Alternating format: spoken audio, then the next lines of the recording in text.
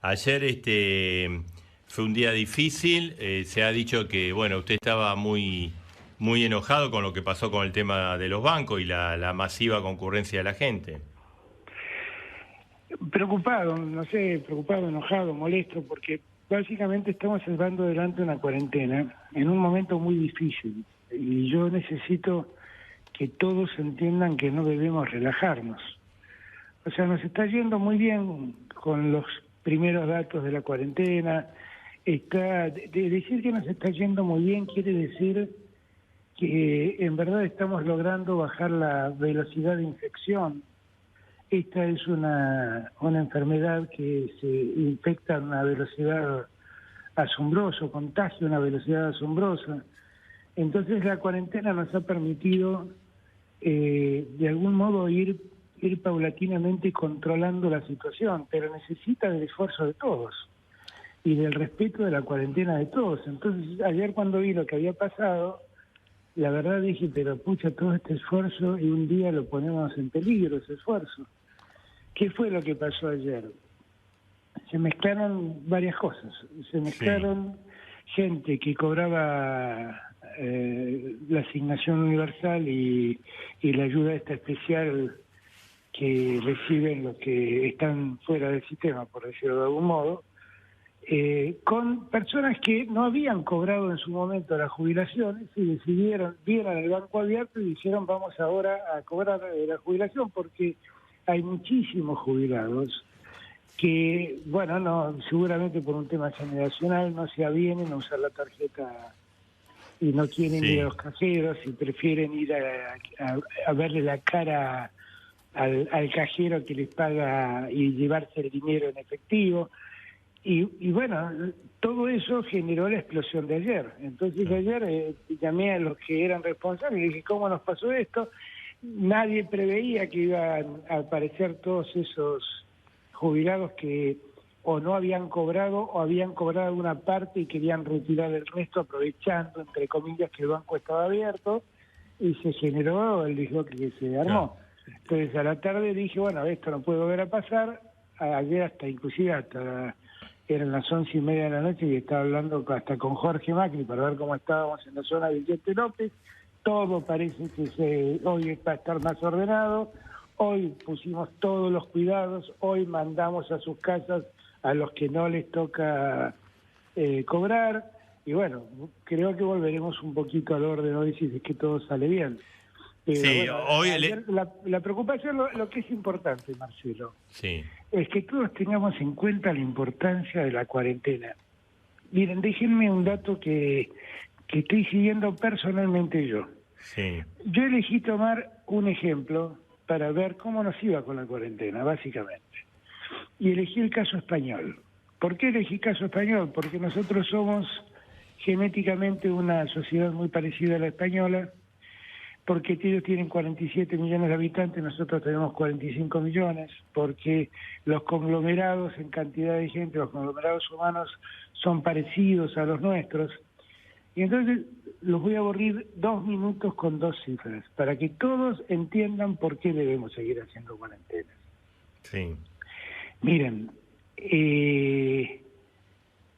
nosotros en el día 6 de marzo,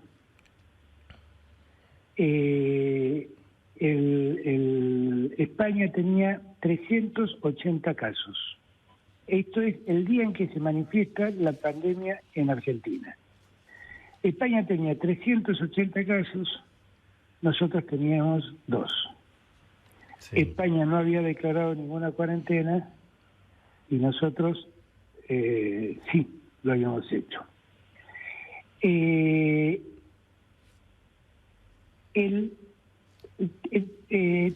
Estamos hablando de infectados, ¿no? Sí.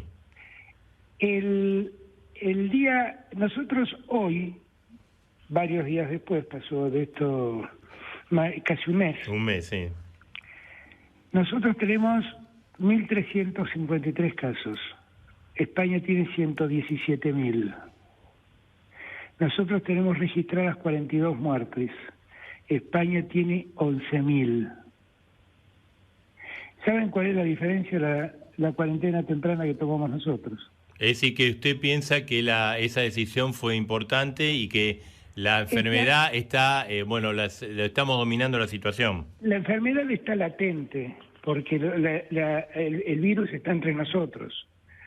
La cuarentena lo que nos hace es, primero, alejarnos del que está infectado. Al que está infectado le pueden pasar dos cosas. Esto es muy importante que la gente lo sepa. Los médicos me dicen que generalmente el que se infecta y se enferma, entre el día 5 y 6 ya muestra signos de la enfermedad. Esto es temperatura, esto es tos, Sí. las características de una gripe, con fiebre. Pero el virus vive en el cuerpo del ser humano entre 11 y 14 días. La mayoría de la gente que se infecta y se enferma, la mayoría se recupera. ¿Quiénes son los que no se recuperan? Los que básicamente tienen por edad algún antecedente ya de salud que los hace más débiles. Esto es los mayores de 65 años y que generalmente han tenido o tuvieron una enfermedad prevalente. Sí. Entonces eso los hace más débiles. Claro. Pero... La mayoría se curan. Ahora, el virus en mucha gente no se manifiesta. Estos son los casos de contagiados asintomáticos, es decir, gente que tiene el virus pero no tiene síntomas. En esa gente el virus vive entre 11 y 14 días. Si esa gente se queda en su casa no contagia. Claro. Si esa gente convive con alguien y lo contagia, generalmente el contagiado tiene que manifestar esa enfermedad entre el día 5 y 6. Si no, si era otro asintomático. Ahora, cuando nosotros terminemos la cuarentena, habemos logrado que el virus cumpla su ciclo 2 veces en el cuerpo de la gente, por el tiempo de cuarentena que tuvimos. Y entonces allí las posibilidades de infección se limitan un poco. Esto, presidente, quiere decir que la cuarentena termina el domingo próximo o que no, o se va a decidir en ese momento. Esto quiere decir que nosotros tenemos previsto que el domingo próximo se termine la cuarentena, pero esto es un día a día. Hay que ir viendo cómo evoluciona. Hay que ir viendo que salir de la cuarentena tiene que ser una cosa muy cuidada, porque si salimos como si no hubiera pasado, nos llegó una persona de España 2 días antes y nos puede hacer un estrago. ¿Se entiende? O sea que Entonces, si se abre, se va a abrir muy paulatinamente. se va a abrir muy paulatinamente y se va a abrir y va a haber casos que van a tener que seguir en cuarentena. O sea, seguramente los chicos seguirán sin ir al colegio. Seguramente la administración pública seguirá haciendo trabajo a distancia, esto que se llama teletrabajo. Sí. Concurrirán los que necesitamos que concurran, la gente de seguridad, la gente de salud, las personas elementales para poder movernos. Seguirá la cuarentena en los mayores adultos. Ellos seguramente seguirán en cuarentena. Y tendremos que ver cómo volver al trabajo poco a poco, porque el mayor canal de transmisión, Marcelo, son los servicios de transporte públicos, porque ahí es donde se atesta de gente y donde el virus va y corre y se mete en el cuerpo humano a una velocidad enorme. Entonces, tenemos que ir levantándolo de manera tal que los transportes públicos no se conviertan en un riesgo para Es decir, la gente. presidente, que la idea es la cuarentena va hasta el domingo y después flexibilizarla paulatinamente. En principio, igualmente esto lo va a evaluar el comité de expertos el fin de semana. Absolutamente. Yo lo que estuve hablando ayer hablé con la Cámara de Comercio. El comercio es uno de los más lastimados por todo esto, porque el señor que tiene un local, Sí, claro. el señor ese tiene un problema, porque ese local le entra a una persona infectada, asintomática, y tiene 3 personas en el local y es muy posible que infecte a todas. Entonces, tenemos que buscar cómo vamos levantando resolviendo el problema del comercio. Tal vez podemos ir resolviéndolo utilizando el delivery de todos los comercios. Me quiero comprar una camisa, me mandan la camisa a mi casa. Momentáneamente, estoy hablando siempre, mientras dure la cuarentena. Tengo que resolver el problema de la hotelería, el problema de la gastronomía, que son lugares donde las posibilidades de infección por la naturaleza del negocio, la posibilidad de infección crecen mucho. Ahora, presidente, en ese sentido y el esfuerzo que está haciendo toda la población con la cuarentena y su impacto económico, ¿no? Lo de ayer fue una gran imprevisión, ¿no? Del Banco Central y del ANSES. Se mezclaron algunas cosas. Yo creo que hubo un acto de confianza, porque todos creemos que todos entendemos de qué se trata la cuarentena, pero no todos entendemos de qué se trata la cuarentena. Y hay gente que está molesta por la cuarentena, y hay gente que está enojada por estar tantos días encerrada, y hay gente que no se entera, simplemente no se entera la gravedad de la situación. Claro. Y ayer lo que se mezcló fue, la improvisación fue no haber tenido en cuenta que esta gente existe. Pero el mayor problema se nos generó porque fueron a los bancos gente que no debía ir a los bancos. O sea, nosotros tenemos un cronograma de pagos que empezaba ayer. Sí. Ese cronograma no lo respetó la gente, porque la gente vio los bancos abiertos, muchos abuelos vieron los bancos abiertos y dijeron, vamos ahora al banco a cobrar la jubilación que tendría que haber cobrado en marzo. Claro. Y que en marzo no la fue a cobrar, que no le gusta usar cajeros automáticos, que le gusta ver al cajero que quiere llevarse el efectivo. Sí, o no sabe, bueno, no es un uso y costumbre. Exactamente, son todas personas ya mayores que tienen un hábito que, bueno, que no tuvieron en cuenta esto. Y eso fue lo que atistó de gente los bancos. Pero no hubo un error por parte, digamos, le insisto, lo menciono no por una cuestión, porque son las autoridades, digamos, de aplicación, Banco Central, por lo menos hacer un programa de difusión muy claro. Por ejemplo, usted sabe que si uno tiene una tarjeta de débito, en los supermercados le pueden dar la plata, las estaciones de servicio, la farmacia, no está claro eso. Y me parece que acá falta una política de los organismos que tienen que implementar esto, de aclarar muy precisamente, por eso lo llamamos a usted, por ejemplo, ayer salió comunicado, pero salió a las 20 horas, o sea, ahí está todo claro, pero la gente no llegó ni a formarse, hoy también hay gente en los bancos. Yo tengo la impresión que evidentemente alguien hizo mal las cosas, no cabe ninguna duda. Que en algún lugar algo se equivocó, no cabe ninguna duda. Y por eso mi malestar también. Pero objetivamente... ¿Alguno le presentó la renuncia o no? No. Estamos trabajando mucho, la verdad no estamos pensando en renunciar. Estamos con mucho trabajo y la verdad lo que creo que también pasó es que todo esto se difundió vía gráfica y la verdad que los diarios hoy están vendiendo muy poco. Sí, pero a través... No se tuvo en cuenta ni las radios, ni los canales de televisión, ni internet, y bueno, claro. Yo no sé, yo creo que se mezclaron un conjunto. Modestamente, así como hay una campaña de saturación con el tema del lavado de manos, sí, de la distancia, en este caso para mí tiene que haber una campaña de saturación para decirle mire, si usted no tiene tarjeta, va al banco, sí, vaya al banco y gestiónela. Si usted tiene que operar así. Eso sería muy claro, ¿no? También hay una campaña de saturación que indica que la gente no se aglomere, no esté a una distancia de más de 1,5 metros, y nadie lo cumple. O sea, ayer vimos que no lo cumple. No, bueno, pero la gente está desesperada por la plata también. O sea, claro, pero también es cierto, Marcelo, que la gente está recibiendo un auxilio del Estado como nunca recibió. No, claro. O sea, por eso a veces yo digo, la ayuda del Estado está muy buena, los 10.000 pesos, y que falle la instrumentación es terrible.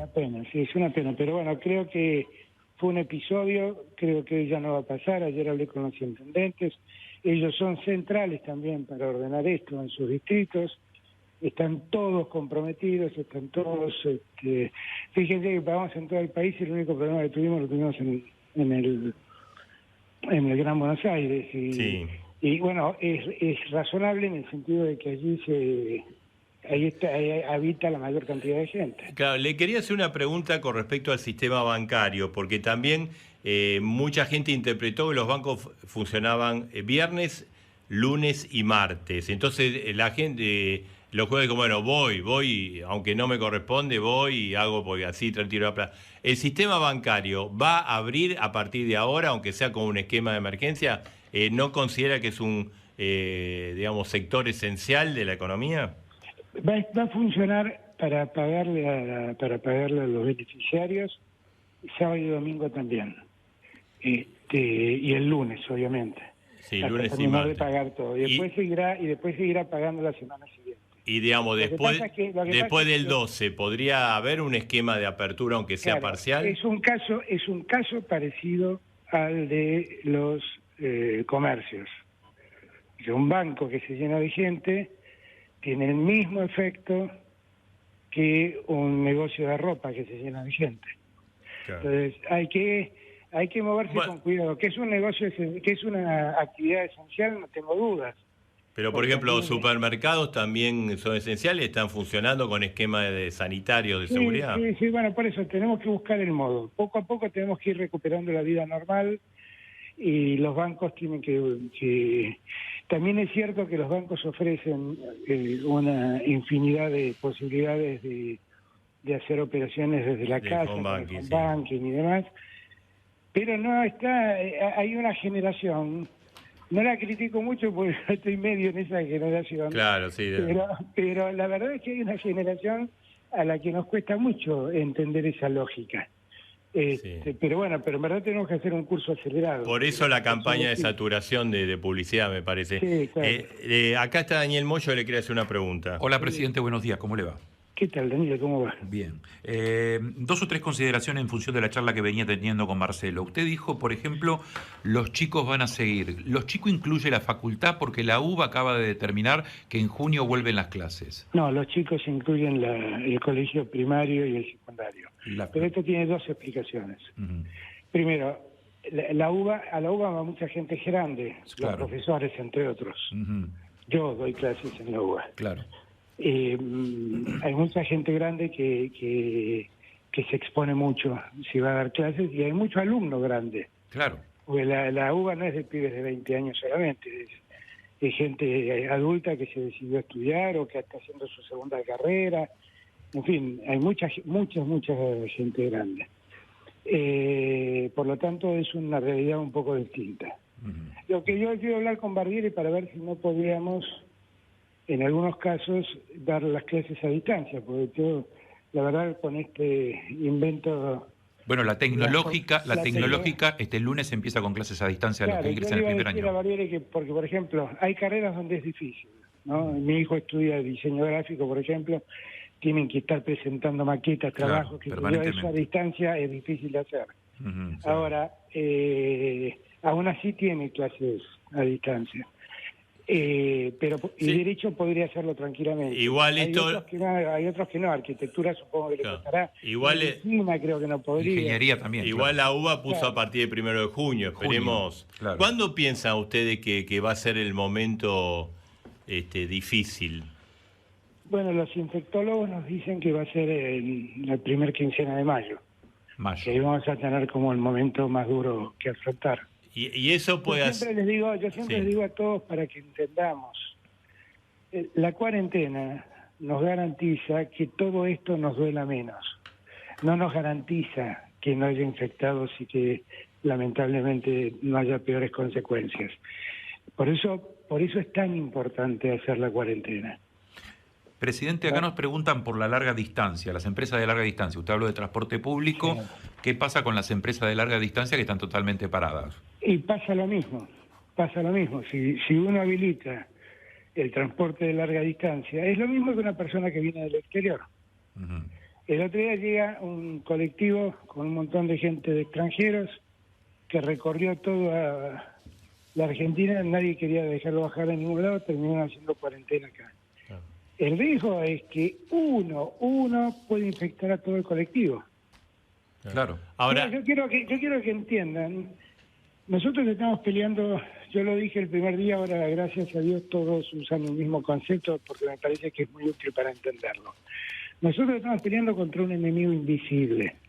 No sabemos dónde está, no sabemos quién lo aloja porque hay una cantidad de enfermos asintomáticos muy grande. Claro, sí, Entonces, si nosotros liberamos eso, el riesgo es muy grande, Marcelo. No, está claro. Es muy grande. Entonces, por eso hay que ser cuidadoso con los aviones, con los micros. No, ahora le digo una, digamos, mucha gente está nos está mandando interrogantes, dudas y contribuciones. Por ejemplo, acá el ingeniero Eduardo Carzolio dice, los trenes funcionan con esquema de feriado, pero esto hace que haya más gente hacinada. Ese es un tema a corregir. Bueno, los trenes funcionan con frecuencia de sábados, que no es lo mismo que la de domingo. Y es verdad que viaja más gente, pero nunca viajan como viaja habitualmente alguien en tren un día de semana. Nunca. Claro. Porque además nosotros en un transporte público como el tren, si mantenemos la distancia del 1,5 metros, estamos medianamente garantizados. Claro. También es cierto, yo el otro día salí a dar vueltas con mi auto, con esta locurita que me agarra cada tanto, iba mirando los colectivos y me llamaba la atención que los colectivos iban muy vacíos, viajaban 4 personas, sí, pero no se sentaban uno en cada punta, se sentaban uno atrás de otro. Y yo digo, bueno, debe tener que ver también con costumbres nuestras, seguro. con usanzas nuestras, no sé cómo llamarlo. Presidente, digamos, por lo que dijo el lunes, las clases van a no va a haber clase, ¿no? Sí. ¿Están pensando cómo sería el ciclo lectivo? O sea, ¿o esto todavía es prematuro? ¿Cómo se recuperaría esto? Bueno, recuperarlo ya tenemos tiempo de recuperarlo, porque yo siempre digo, no es muy importante si un chico termina el primario 3 meses antes o 3 meses después. Eso para recuperarlo es lo que menos me preocupa. Lo que sí veo es que las escuelas han desarrollado un sistema de tareas y de educación a distancia por video de internet que no está funcionando mal. No está funcionando mal. Me encuentro con un montón de gente que me cuenta que los chicos tienen tareas que les manda el colegio, inclusive se ha viralizado la imagen de algunos de los chicos quejándose, diciendo que... Con mucha más tarea, claro. Claro, pero el chico se queja, es muy divertido el video porque el chico se queja y dice, no, pero si Alberto dijo que no hay clase, no hay tarea. No, yo dije que no hay clase, no dije que no hay tareas. Claro. ¿Cuál va a ser con la tarea, de algún modo, los chicos siguen a otro ritmo, evidentemente, pero siguen con el proceso educativo. Presidente, la posición de Brasil es totalmente antagónica, o fue durante estos días muy antagónica con respecto a la determinación que hizo el gobierno nacional, ¿no? ¿Cuál va a ser la posición a partir del próximo lunes con respecto al cierre de fronteras? Con el cierre de fronteras nosotros lo mantenemos, lo abrimos, pero con un control muy, muy, muy estricto. Uh-huh. Y lo de Brasil es de un peligro exponencial, sinceramente, porque no tomar nota de lo que significa este virus y seguir pensando que la voluntad divina nos va a salvar, vamos por mal camino. Y el problema que tenemos es que Brasil no es que tiene fronteras con nosotros. Yo creo que Brasil, salvo con Chile, tiene fronteras con todos. Sí, lo que se está viviendo en Ecuador, ¿no? Claro, entonces nosotros la frontera virtualmente la abrimos excepcionalmente caso por caso y previo garantizarnos que el que entra no tiene síntomas. No. Va a haber, se ha armado un esquema de repatriación de los argentinos. Esto vuelve, va a ser muy así, un avión por día. Aparentemente había trascendido que podría comenzar en el día de hoy y extenderse hasta el día 21. ¿Eso efectivamente es así? Yo lo que quiero que entiendan todos los argentinos, yo entiendo que todos los argentinos, que hay argentinos que tienen sus familiares en el exterior, que se fueron de buena fe y los encontró el problema en el exterior, pero lo que quiero que entiendan es que cada vez que viene un Boeing a la Argentina, trae 300 personas que pueden volver a empezar todo de cero. Claro. Porque esto empezó así, Entendámoslo, Claro. Esto empezó porque algunos viajaron, sin saberlo obviamente, Y trajeron el virus. empezaron a infectar a la gente. Entonces, en verdad son esos dilemas a los que uno se enfrenta cuando le toca ser presidente, como en mi caso. Bueno, ¿Usted yo no se la arriesgó verdad demasiado el quiero- miércoles en la inauguración del sanatorio con tanta gente cerca, presidente? No, porque no tuve tanta gente cerca. Ustedes vieron en televisión gente amontonada que nunca estuvo cerca mío. Ajá. Quiero serles franco, y nadie lo tome a mal. Los amontonados eran los periodistas que me querían salir a hacer una nota. Claro. Pero la realidad es que siempre estuve a distancia. Inclusive alguien dijo, qué vergüenza, hizo un acto político. No hubo ningún acto político. Yo hablé en un teatrito para alrededor de 120 personas, si no me equivoco, donde había 10 personas, Claro. todos separados y muy distantes entre sí. Pero Sí. armó un ruido ese elogio a Moyano. Bueno, eso es mi parecer, pero es también en el elogio yo la verdad es que siempre voy a estar reconocido por la forma en que él nos ayudó en el año 2003, y además Moyano tiene estos gestos, ¿no? No es son muchísimos gestos donde pone todo al servicio de la comunidad, pero ayer almorcé con la CGT y yo les expliqué lo que francamente creo. Yo creo que el sistema sindical de la Argentina hizo que la Argentina, entre otras cosas, tenga un sistema de salud que en situaciones como esta podemos hacer frente. Porque ayer vino la CGT y puso a disposición de los argentinos, yo lo había hecho antes, no quiero mentir, pero ayer se conoció, puso a disposición todos sus sanatorios, puso a disposición todos sus campings para hacer, si fuera necesario, hospitales de urgencia, puso a disposición todos sus hoteles para que sobrelleven las cuarentenas de los casos más leves. La verdad es que los argentinos tenemos un sistema que no está en otro lugar del mundo. En el mundo tiene la salud pública y la salud privada. Y nosotros tenemos una suerte de salud parapública que es el sistema de obras sociales. Y la verdad es que debemos estar agradecidos a que El decreto, digamos, bueno, el proyecto que lo anunció el ministro de Salud en reunión con diputados, de que iba a poner a disposición toda el sistema privado, bueno, de obras sociales para el manejo de la crisis sanitaria. ¿Este decreto, digamos, quedó de lado? No, pero es que nunca nosotros pensamos porque así como fue planteado parecía que íbamos a expropiar las clínicas privadas. Claro, sí, sí. Y nunca pensamos en semejante cosa. Lo que nosotros queremos, logramos un sistema público que, si usted ve la sala de situación de hoy en el Ministerio de Salud, la sala que yo tengo montada en Olivos, la sala que estamos montando, que le pedí que monten en inteligencia para tener mejores datos. Son salas de situación, la más importante sin duda es la de salud. Son salas de situación que nos permite estar online siguiendo caso a caso, detectando cada caso que ocurre en el país. Y lo único que nosotros estamos pidiendo es que el sistema sanitario privado ingrese a ese sistema. Y que si el sistema público en algún momento necesita una cama con respirador y esa cama está vacía en un sanatorio privado, que nos autoricen a usarla.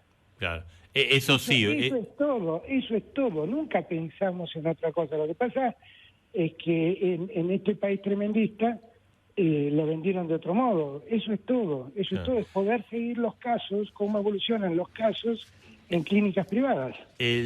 Presidente, digamos, el gobierno tomó la medida esta de los créditos para pago de salario al 24%, que también fue una medida bien recibida, pero muchos empresarios, pymes, dicen que hay problemas de instrumentación, que los bancos piden requisitos que en este momento son complicados de cumplir, sobre todo las pymes, ¿no? Esto lo ha hablado con el presidente del Banco Central. ¿Se podría agilizar? ¿Se podría hacer un poco más automático? Ayer en la reunión que tuve tanto con la UIA como con Cami me reclamaron eso. Y a la noche, cuando me reuní con Pese, le pedí que por favor hagamos todo lo necesario para que esos créditos funcionen. Porque esos créditos están destinados a ayudar el trabajo, a cuidar el trabajo. Esto que nos está pasando, en algún momento va a pasar. Este dilema que se ha dado entre la economía y la salud es un falso dilema. La verdad, lo que nosotros, cuando yo privilegio la salud, es porque es una cuestión razonable. Creo que nadie quiere privilegiar otra cosa, pero eso no quiere decir que se muera la economía. Claro. Entonces, uno tiene que trabajar en simultáneo, ver cómo va cuidando la economía, sabiendo que el bien supremo en este momento es la salud. Porque, digamos, el miércoles, bueno, estuvo el ministro Matías Culfas en A Dos Voces y él criticó la lentitud de los bancos y yo creo que también tuvo una crítica al Banco Central que, bueno, forman parte del equipo, no lo va a hacer, ¿no? Pero... No, yo lo que creo que él comparte conmigo, que los bancos, y eso fue lo que le dije ayer a Miguel, mirá Miguel, estamos en un momento donde todo debe flexibilizarse. Nosotros, por ejemplo, hemos flexibilizado a aquel que quedó colgado con cheques, que no ha podido pagar cheques porque se ha roto la cadena de pagos y que no le quede ese cheque sin fondos como un antecedente negativo.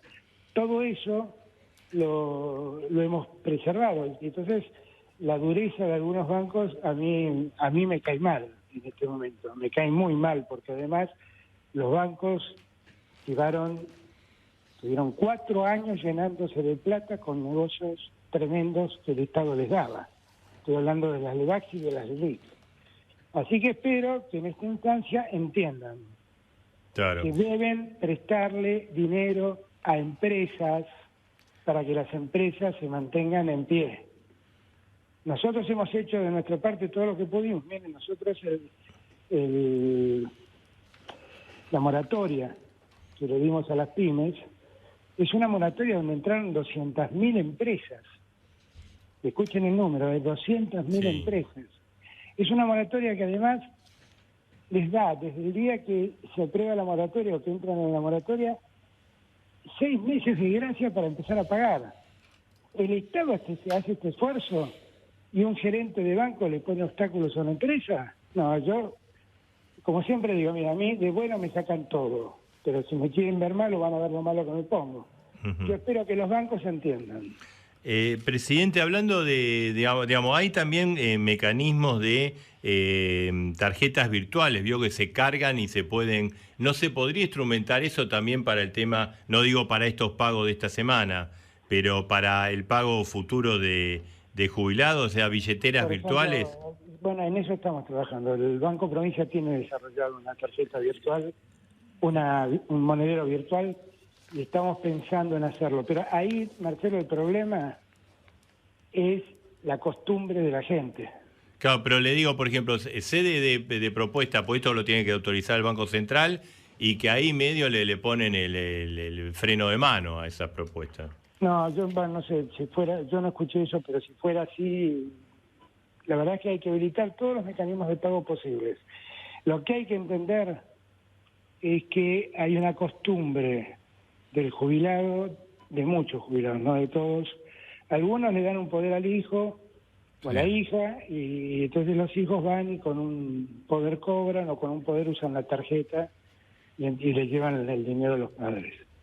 Pero hay muchos que les gusta hacer el trámite a él y que les gusta ver al cajero y que les gusta guardar el dinero en la cartera. Bueno, es muy difícil romper esa costumbre. Si bien acá la prioridad obviamente la pandemia, cómo la cuidamos, su efecto económico, también cómo obviamente mitigamos el efecto, pues está claro que cuanto más exitoso la cuarentena, más impacto tiene la economía. Hay otro tema que está pendiente, se viene, es importante, que es el tema de la deuda externa. O sea, el gobierno va a hacer una propuesta como estaba previsto. ¿Cuál es la posición hoy de ese tema? No, la misma de siempre, y por eso estamos cumpliendo con nuestro compromiso. Nosotros, las medidas que dimos a los empresarios para sostener el empleo, esas medidas nos costaron 380.000 millones de pesos a los argentinos. El auxilio económico que reciben los argentinos en planes y demás han superado los 120.000 millones de pesos. O sea, ¿qué quiero decir con esto? No, para nosotros primero está la gente. Primero está la gente y primero está la Argentina. Ahora, nuestro plan de negociación con los acreedores sigue en pie. Y vamos a seguir adelante. Pero se apunta porque se hablaba de una propuesta muy dura y digamos, el Wall Street decía, bueno, si la propuesta es muy dura, no arreglamos. ¿Se busca un acuerdo, evitar el default? El concepto de propuesta dura o propuesta blanda es del lado que se mire. Lo que nosotros vamos a hacer es una propuesta sensata. Una propuesta sensata quiere decir una propuesta que podamos cumplir. Y que para cumplirla no tengamos que postergar a los argentinos. Eso sigue como el primer día. Para mí la palabra es muy importante. Esto fue lo que me comprometí a hacer frente a los argentinos y es lo que voy a hacer. A mí no me interesa que la Argentina entre en default. Quisiera que no entre en default. Y hemos cumplido todos los pasos para no entrar en default. Ahora, lo que hace falta es que todos entiendan la situación en la que vivimos. Ahí se habló estos días de la posibilidad de pedir o la utilización del fondo de reserva que tiene Argentina en el fondo, los llamados DEG, para fortalecer, la lucha contra el coronavirus. ¿Hay alguna posibilidad de eso? Eso es un comentario que surgió a partir de la reunión del G20, porque allí la directora ejecutiva del G20, Kristalina Georgieva, planteó la idea de que el Fondo Monetario auxilia a los países necesitados y que el modo de auxiliarlo no era dándole préstamos que tengan que devolver, sino que pudieran disponer de dinero. Y a partir de allí se empezó a conjeturar que las DEG, así se llaman, los derechos especiales de giro, sí, puedan ser dispuestos libremente por los países. De eso se está hablando. Nosotros por ahora seguimos con nuestra lógica de no endeudarnos. De no pedir el fondo. Presidente, usted habló... Eso igual no sería una deuda, ¿no? Porque el DEG... Claro, serían fondos asignados por... Los DEG, claro, exactamente. Usted, el día fin de semana, usted dijo, se va a ir flexibilizando la cuarentena. Previendo que los expertos dicen que mayo, primera quincena, va a ser complicada, ¿podría reinstalarse la cuarentena? ¿Esto lo están evaluando? Nosotros evaluamos todo. Y para mí, la voz más importante la tienen los científicos. Porque son los que conocen. O sea, yo, miren, de lo que hablo, de lo que conozco, decido. Cuando no conozco, consulto. Y este es un tema muy delicado. Y gracias a Dios tengo a los mejores expertos del país ayudándome a tomar la decisión. Y también del mundo, porque la Organización Mundial de la Salud también la consultamos permanentemente. Y esto es un poco un paso a paso, digamos. Bueno, con su condición racinguista, correctamente es un paso a paso, como bien diría el filósofo Mostaza, es un paso a paso. Es como, a mí me encantó una definición que dio Pedro Kahn, el presidente de la Fundación Huésped, sí, otro infectólogo de primer nivel que tiene en Argentina y que es parte del consejo que me asesora. Él dijo, estamos escribiendo la obra mientras estamos en el escenario. Y es correcto, porque acá estamos, no nosotros, el mundo está experimentando con algo desconocido, con algo totalmente desconocido, que es el virus del coronavirus, del COVID-19, como se lo llama. Algo totalmente desconocido, que no sabemos que se propaga a gran velocidad. No tenemos la medicación certera que lo combata. No tenemos vacuna que lo evite. Entonces, lo único que nos queda es vivir viendo la experiencia de los otros. Nosotros, gracias a Dios, cuando llegó a la Argentina, Dios fue muy generoso con nosotros y para entonces ya estábamos viendo la película italiana, que era la que más nos preocupaba. Claro. Y por eso es que conociendo esa película, tomamos las decisiones que tomamos. Seguro. Siguiendo el consejo de los especialistas. Acá tenemos dos últimas de Daniel Moyo y ya lo liberamos. Presidente, uno, que los jueces de la Corte Suprema se redujeron el sueldo en un 25% y lo van a donar al Hospital Muñiz. Nos interesa conocer su opinión. Y esto de que si los políticos lo tienen que hacer, no lo tienen que hacer, ¿cuál es su opinión? Miren, a mí me parece que cada uno tiene derecho a donar su sueldo si siente que está en condiciones de hacerlo. A mí, yo tengo un gobierno de ministros y de funcionarios que no tienen fortunas, no tienen cuentas en el exterior, no tienen bienes, no tienen empresas, que realmente viven de su sueldo. Son funcionarios que los llamo a las 7 de la mañana y están atendiendo, y los llamo a las 12 de la noche y siguen atendiendo. Que a las 10 de la mañana los cito un día como hoy a Olivos y están todos viniendo para acá. Claro. Yo la verdad es que sé que esos funcionarios no están robando la plata. Y además también sé que hay un presidente que desde las 7 de la mañana hasta las 2 o 3 de la mañana está atendiendo lo que está pasando en cada lugar del país. Y que atiende hasta cuestiones personales que me escriben y me plantean como necesidades. Entonces, la verdad es que eso a mí me parece un acto muy demagógico. No tienen los argentinos un presidente que trabaja una semana y se toma 2 de vacaciones. Me parece un acto muy demagógico, porque además los sueldos del Estado no son sueldos importantes hoy. Estoy hablando de la administración pública. Solo por eso. Bien. Solo por eso. Entonces no quiero enredarme en esa discusión, solo quiero que todos entiendan que acá no tengo a nadie que esté robando la plata, que no tengo a nadie ñoqui, que no tengo a nadie que reciba un sobre por izquierda, que hemos terminado con los fondos secretos. Los fondos secretos, creo que no sé si lo anunció, lo va a anunciar mañana, los fondos secretos de la Secretaría de Inteligencia están destinados hoy al coronavirus, no a enriquecer a un funcionario. Entonces, como actuamos así, no me vengan con esas cosas, después nos llaman populistas a nosotros. Claro. Presidente, digamos, comenzamos temprano, hace que más de media hora estamos hablando. Le quería reiterar la pregunta que comenzamos con respecto al día el domingo y la visión que tiene usted. O sea, el domingo terminaría la cuarentena y se liberarían sectores, pero en forma puntual a partir del lunes. Sí, ese es un deseo que todos tenemos. Yo lo que empecé a contar y no conté recién, Marcelo, es que ayer yo me reuní con la Cámara de Comercio, con la CGT y con la Unión Industrial. Y lo que les planteé es que hagamos un comité con los epidemiólogos para ir viendo cómo ir flexibilizando la cuarentena, no levantando, flexibilizando la cuarentena. Porque algunos sectores deberán seguir en cuarentena. Es decir, que a partir del lunes se flexibilizaría la cuarentena. No lo sé. No de este lunes, del otro. Sí, no lo sé, porque eso depende también de cómo evolucionen las cosas y de de la recomendación de los expertos. Pero lo que quiero es que nadie sienta que es un espacio oscuro donde el presidente dice vos trabajás, vos no. Entonces por eso le pedí a la UIA, le pedí a la CGT, le pedí a la Cámara de Comercio que junto con los infectólogos y conmigo participen del comité para ir analizando cómo ir paulatinamente levantando la cuarentena. Bien. Acá tenemos un reclamo, le vamos a... Sí, con el mayor de los respetos se lo digo esto, presidente. Usted practica la teoría de Gorosito, nosotros la de Diego Armando y Román. Marcelo la de Merlo, que ya la tuvo que poner en la charla.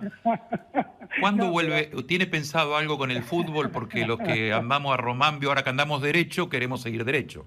Ayer a la noche hablaba con Ricardo Caruso de Lombardi, que me decía, me dejaste muerto con la tele de Gorosito. Ah, ¿estuvo hablando con Caruso? Sí, le decía, no, pero si lo último que quise fue ofenderte a vos, nada que ver. Medio nos reíamos y él me explicaba algo que es cierto. La verdad es que los hinchas de Argentina tenemos con Caruso la deuda de que nos salvó 2 veces del descenso, así que eso es cierto, pero me ha traído algún contratiempo. Claro. No, estaba caliente Caruso. No, sí, no, pero la verdad es que lo último que haría es ofenderlo, porque además yo soy de esos que cree que no tiene que ofender a nadie. Yo no me gusta ofender ni molestar a nadie. Lo que sí creo es que el teorema de Gorosito es perfecto. Bien, es más perfecto el de Maradona y el de Riquelme, no con mayor respeto, se lo digo esto, ¿no? Bueno, a ver, ¿cuál es? No lo conozco el teorema de Maradona y de Riquelme. Igual me encantaría conocerlo porque son 2 jugadores salidos de Argentinos Juniors, así que... Exactamente. Por eso deben ser sabios. Y digamos, el tema del fútbol, eso está también para más adelante. Y bueno, hay ciertas actividades que son las que más van a sufrir la salida de la cuarentena, porque son el fútbol, que es el cine, el teatro, el fútbol por ahí sin espectadores y con los derechos, yo no sé porque ahí empiezan a jugar cuestiones económicas que me exceden, pero por ahí sin espectadores poco a poco se puede ir flexibilizando. ¿En mayo cree usted? Con espectadores es imposible, ¿eh? ¿En mayo puede volver el fútbol mayo, sin espectadores? No, en mayo, no, yo no dije eso. No sé cuándo van a poder volver. En mayo me parece el peor mes, porque si es el mes donde esperamos el pico, es seguramente el mes donde no debemos generar... sí, y donde pueda haber medidas más restrictivas o volver. Exactamente. Presidente, le agradecemos mucho la charla, me parece que era importante, aclaró un montón de cosas que la gente tenía y bueno, pudimos hablar con usted, así que le agradecemos mucho. De nada, Marcelo, un abrazo muy grande para todos.